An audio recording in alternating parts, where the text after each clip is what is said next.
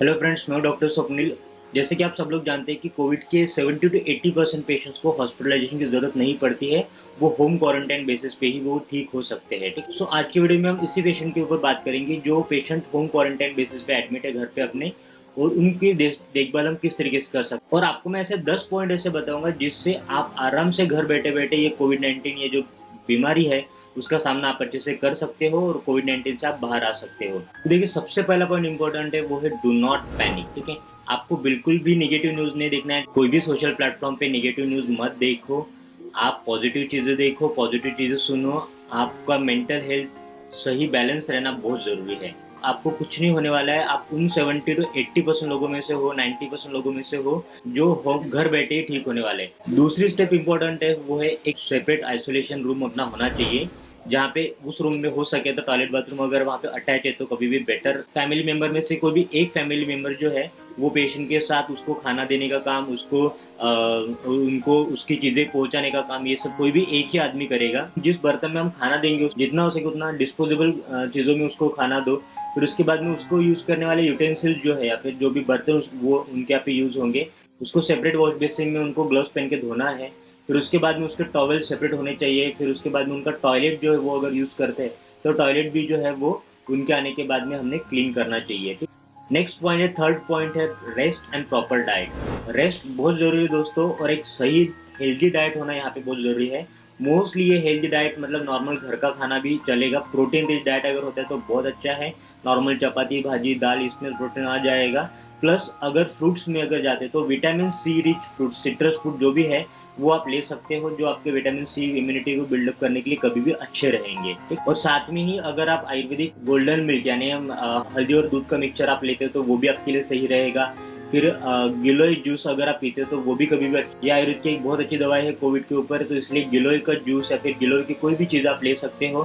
साथ में अगर आंवला जूस है तो वो भी आप ले सकते हो। आंवला विटामिन सी का रिचेस्ट सोर्स है। और साथ में अगर आप आयुष काढ़ा भी अगर आप लेते हो तो वो भी आपके लिए सही रहेगा। कोई भी मार्केट में बैद्यनाथ या फिर बहुत सारे आयुर्वेदिक कंपनी है जिसके आयुष काढ़ा मार्केट में अवेलेबल है, तो वो भी आप ले सकते हो। फोर्थ इंपॉर्टेंट पॉइंट आता है स्टीम इनहेलेशन। देखिए, स्टीम इनहेलेशन जो है ये बहुत जरूरी है, क्योंकि फिर जो भी रिसर्च हुआ है वहाँ पे ऐसा कहना है कि ये जो वायरस है काफी दिनों तक पहले अपने थ्रोट में रहता है, और बाद में फिर वो जब थोड़ा सीरियस जब होता है तब वो लंग्स में या फिर अपने डीप टिश्यू में पेनिट्रेट करता है। तो इसलिए अगर थ्रोट लेवल पे अगर ये वायरस है तो वहाँ पे स्टीम इनहेलेशन का बहुत ही सही यूज होता है। दिन में कम से कम 2 बार आप नॉर्मल सिंपल वाटर का स्टीम इनहेलेशन आप ले सकते हो। और अगर आप उसमें थोड़ा सा तुलसी के ड्रॉप्स अगर डाल सकते हो तो वो भी कभी भी सही रहेगा। फिफ्थ पॉइंट आता है गार्गलिंग। अब ये देखो, गार्गलिंग करने का भी रीजन वही है कि अगर ये वायरस अगर अपने डीप पेनिट्रेट नहीं हुआ है, लंग्स में अगर नहीं गया है, तो वहाँ पे गार्गलिंग जो है बहुत अच्छा कारीगर साबित होता है।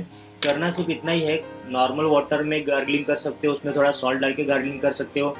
और अगर मेडिकेटेड फॉर्म में चाहते हो तो बिटाडीन जो लेना है, बिटाडीन का सोल्यूशन मिलता है, वो मेटाडीन सोल्यूशन प्लस उसमें गर्म वाटर, इससे गार्गलिंग कर सकते हो। या फिर आयुर्वेदिक पद्धति से अगर देखा जाए तो त्रिफला पाउडर का काढ़ा बना के उससे भी आप गार्गलिंग कर सकते हो। सिक्स चीज है दोस्तों कि प्रोन पोजीशन में सोना। अब ये प्रोन पोजीशन में सोना ये बहुत अच्छी चीज होती है अपने लंग्स के लिए। ठीक है, यहाँ पे आपको अपने पेट के ऊपर उल्टा सोना है, और सोते समय हो सके तो एक पिलो लेना है, पिलो बेड के ऊपर रखना है, और वो पिलो के ऊपर अपना पेट रख के उल्टा सोना है। इससे क्या होगा कि आपके जो लंग्स है वो प्रोन पोजीशन में काफी अच्छे से एक्सपांड होते हैं। तो वहाँ पे एक्सपांड होने के कारण वहाँ पे जो भी इन्फेक्शन है वो कम होने के लिए कम होने के चांसेस ज्यादा रहते हैं। प्लस ऑक्सीजन सैचुरेशन जो है वो अच्छे से मेंटेन रहने में हेल्प होती है। ठीक? और ये जो प्रोन पोजीशन स्लीपिंग है ये मोस्टली खाना खाने के पहले कर लो। खाना खाने के बाद में मे भी थोड़ा सा उल्टी जैसा हो सकता है। सेवंथ पॉइंट है दोस्तों कि अपना saturation, oxygen saturation, temperature, pulse और रेस्पिरेटरी रेट, ये 4 चीजों के अपने को ध्यान देना है। मैं आपको यहाँ पे एक चार्ट ड्रॉ करके दिखता हूँ। उस चार्ट की तरह आपको ये वीडियो को पॉज करके आप वो चार्ट अपने अपने डायरी में या फिर इसमें बना लो चार्ट। और उस चार्ट में उस तरीके से आप दिन में 2 बार आपको ये सब चीजें आपको इसमें मेंशन करनी है। उसके लिए आपको चाहिए सिर्फ एक थर्मोमीटर, एक पल्स ऑक्सीमीटर, और हो सके तो अगर बीपी अगर मेजरिंग इंस्ट्रूमेंट अगर घर पे है तो वो भी चलेगा। तो आपको क्या करना है, आपको डे 1 में मॉर्निंग और इवनिंग में temperature, pulse, BP and oxygen saturation ये मेंशन करना है। और सेम इवनिंग में भी temperature, pulse, BP and saturation ये मेंटेन करना है। इस तरीके से आपको ये चार्ट मेंटेन करना है और वो ये जो चार्ट है अपने डॉक्टर के साथ आपको शेयर करते रहना है। ये चार्ट मेंटेन करते समय आपको कुछ वार्निंग साइन के ऊपर ध्यान देना है। तो कौन कौन से वार्निंग साइन है? पहला साइन है परसिस्टेंट फीवर। आपका फीवर अगर 3 दिन से ज्यादा आपको अगर फीवर है तो वहां पे आपको तुरंत आपको नजदीकी डॉक्टर को आपको एक बार दिखा देना है। सेकंड वार्निंग साइन है ऑक्सीजन सैचुरेशन। ऑक्सीजन सैचुरेशन अगर 94 से भी बिलो अगर आ रहा है तो आपको नजदीकी डॉक्टर को आपको दिखा देना है। थर्ड वार्निंग साइन है ब्लड प्रेशर। ब्लड प्रेशर आपका सिस्टोलिक ब्लड प्रेशर यानी ऊपर का अगर ये 80 के नीचे अगर है तो आपको डॉक्टर को एक बार कंसल्ट कर लेना है।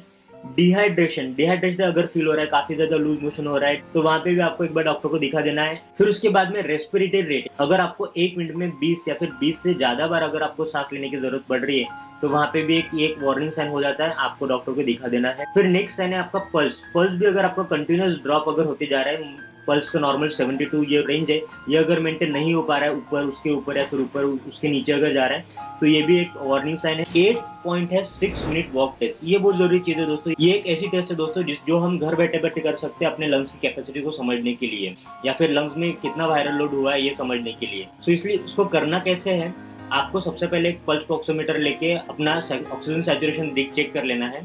फिर उसके बाद में 6 मिनट का वॉक करना है और उसके बाद में 6 मिनट बाद फिर से एक बार अपना ऑक्सीजन सैचुरेशन एक बार चेक कर लेना है। इसमें अगर 5% से ज्यादा अगर ऑक्सीजन सैचुरेशन अगर ड्रॉप हो रहा है तो दैट मीन्स कि आपके लंग्स के अंदर वायरल लोड ज्यादा हो गया है और आपको तुरंत आपको किसी न किसी डॉक्टर के पास दिखाने की जरूरत है। 9th पॉइंट है दोस्तों एक्सरसाइज।